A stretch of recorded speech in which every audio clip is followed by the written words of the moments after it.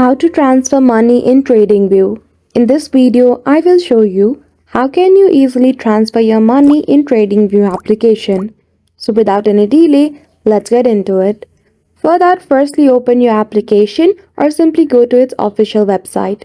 Then after, in the first page, you will be directed to the login detail. Simply provide your detail and click on login.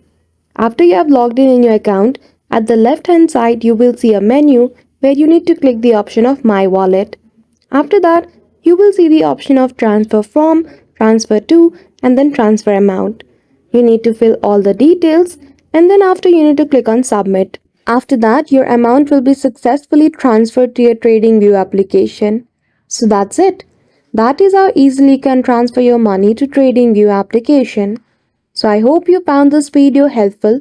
If you did, don't forget to give it a thumbs up and subscribe to our channel for such tutorial. Thank you for watching till the end.